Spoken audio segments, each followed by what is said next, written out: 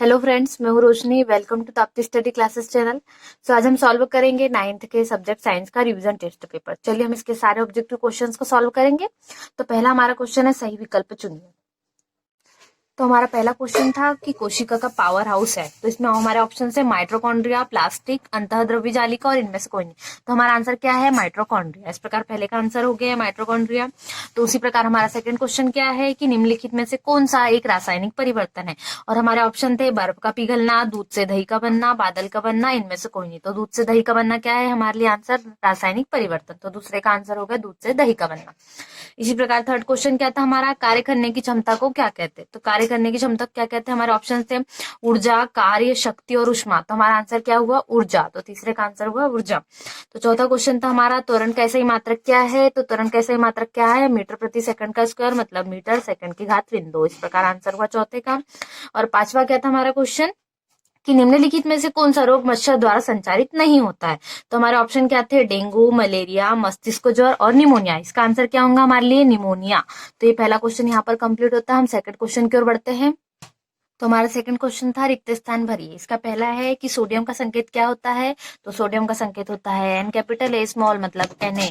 और second question था हमारा कि किस में द्वार कोशिका होती है? तो हमारा आंसर क्या होगा? रंध्र में द्वार कोशिका होती है। और इसी प्रकार थर्ड क्वेश्चन क्या था हमारा कि वेग परिवर्तन की दर खालिस्तान कहलाती है। तो वेग परिवर्तन की दर क्या कहलाती है? त्वरण। इसका आंसर हुआ त्वरण। अब इसी प्रकार चौथा क्वेश्चन है बल का सही मात्रक क्या होता है? तो बल का सही मात्रक क्या होता है? न्यूटन। तो इसका आंसर हुआ न्यूटन। और पांचवा क्वेश्चन था जल का क्वथनांक कितना होता है? तो जल का क्वथनांक कितना होता है? 100 डिग्री सेल्सियस। तो यहाँ पे हमारा दूसरा क्वेश्चन कंप्लीट होता है। अब हम बढ़ते हैं तीसरे क्वेश्चन की ओर। तो हमारा तीसरा क्वेश्चन है सही जोड़ी बनाइए। तो हमें सही जोड़ी के लिए पहला ऑप्शन दिया न्यूटन। तो न्यूटन ने क्या किया था? तो इसका आंसर होगा गद्दी के नियम दिए थे। सेकंड क्वेश्चन था हमारा कोशिका भित्ति। तो इसका आंसर क्या हुआ? पादप कोशिका। थर्ड था हमारी सही जोड़ी मिलान करने के लिए थी कि प्रकाश संश्लेषण क्या होता है? तो प्रकाश संश्लेषण हरित लवक। और चौथा था हमारा कि लोहे में जंग लगना क्या होता है? तो लोहे में जंग लगना क्या है? एक रासायनिक परिवर्तन है। इसी प्रकार कोशिका की खोज किसने की थी? तो हमारा आंसर क्या होगा? रॉबर्ट हुक ने की थी कोशिका की खोज। तो यहाँ पे हमारे पहले, दूसरा, तीसरा क्वेश्चन कंप्लीट होता है। अब हम बढ़ते हैं नेक्स्ट क्वेश्चन की ओर। तो हमारा चौथा क्वेश्चन क्या था? एक शब्द या एक वाक्य में उत्तर दीजिए। इसका पहला क्वेश्चन था कि द्रव्य पदार्थ की वह अवस्था जिसमें आकार व आयतन दोनों निश्चित हो क्या कहलाती है? तो क्या कहलाती है? ठोस। ठोस में द्रव और ठोस में जिसका आकार कैसा होता है? निश्चित होता है। अब दूसरा क्वेश्चन हमारा है कि पौधों में किस ऊतक के द्वारा जल तथा खनिज का संवहन होता है? तो क्या होता है हमारे लिए? आंसर होगा इसका जाइलम। तो जाइलम संवहन करता है किसका? जल और खनिज का।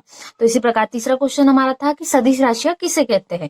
तो जिसमें दिशा व परिमाण दोनों प्रदर्शित होते हैं क्या कहलाती है? सदिश राशियां कहलाती है। तो इसका आंसर हुआ हमारा जिसमें दिशा और परिमाण दोनों होते हैं। उसी प्रकार चौथा क्वेश्चन क्या था हमारा? संवेग क्या है या संवेग किसे कहते हैं? तो द्रव्यमान तथा वेग के गुणनफल को संवेग कहा जाता है या संवेग कहलाता है या संवेग कहते हैं। तो इसका आंसर हम क्या लिखेंगे? P = mv भी आप लिख सकते हैं। तो यही होगा कि द्रव्यमान और वेग का गुणनफल संवेग कहलाता है। इसी प्रकार पांचवा क्वेश्चन हमारा क्या था कि प्रोटीन का संश्लेषण कोशिका में कहां पर होता है? तो इसका आंसर क्या होगा? राइबोसोम में होता है। तो हमारे लिए प्रोटीन का संश्लेषण का आंसर क्या हुआ? कि राइबोसोम में होता है। इसी प्रकार हमने चारों क्वेश्चन के आंसर कंप्लीट किए। तो यदि आप वीडियो पे नया हो तो सब्सक्राइब जरूर कीजिए ताकि आपको और नए सब्जेक्ट्स के रिवीजन टेस्ट पेपर के सॉल्यूशंस मिल सके। Thanks for watching.